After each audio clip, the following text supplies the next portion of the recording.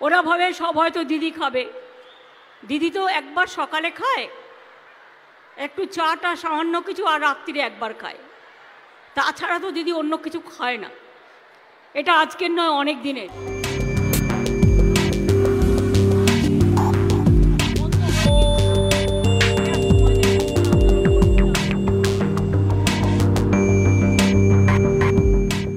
আর জয়নগরও এসছি কেন জানেন?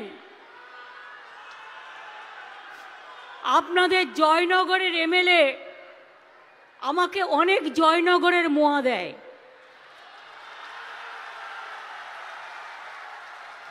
আর আমি নিজে সেগুলো খেলে তো মোটা হয়ে যাব, তাই সেগুলো আমি সবাইকে দিয়ে দিই। যেমন এখানে বিভাস আছে বারুইপুরের, ওর একটা ফলের বাগান আছে। ও যত ফল পাঠায় আমি তত লোককে দিয়ে দিই। ওরা ভাবে সব হয়তো দিদি খাবে। দিদি তো একবার সকালে খায়, একটু চাটা সামান্য কিছু, আর রাত্রিরে একবার খায়।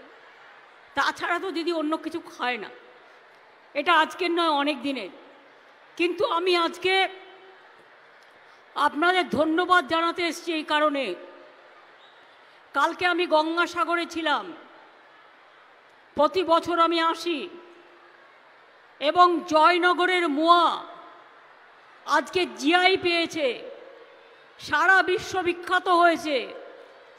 আমি তার কারিগরদের সকলকে, দোকানদারদের সকলকে, যারা জয়নগরের মোয়া তৈরি করেন, তাদেরকে বলি জয় হোক, জয় হোক, জয় হোক, জয় হে, জয় হে, জয় হে।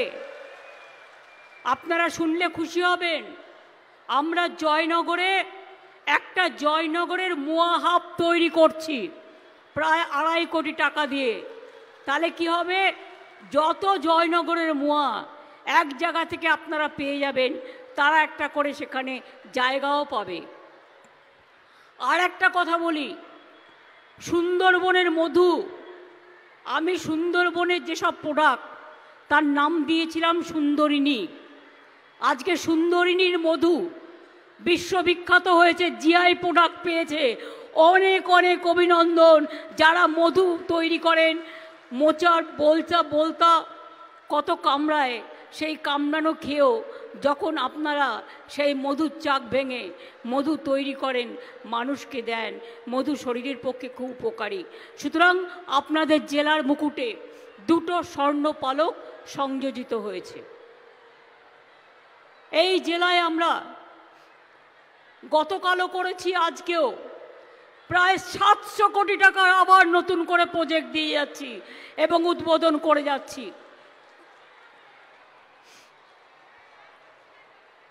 আজকে এই অনুষ্ঠান থেকে এই জেলায় প্রায় 400 কোটি টাকা মূল্যের 74টি প্রকল্পের উদ্বোধন করা হলো এবং 146টি আরও নতুন প্রকল্পের শিলান্যাস করা হলো।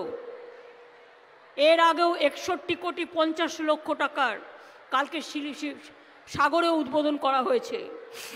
মনে রাখবেন, জয়নগর ব্লকে রাজাপুর, করাবেগ ও কামদেবনগরে 2টো সুস্বাস্থ্য কেন্দ্র সহ জেলায় মোট 25টি সুস্বাস্থ্য কেন্দ্র, 26টি জল প্রকল্প, এই ব্লকের 3টে রাস্তা সহ 22টা রাস্তা, waste management project, cluster development project, এগুলো সব আছে।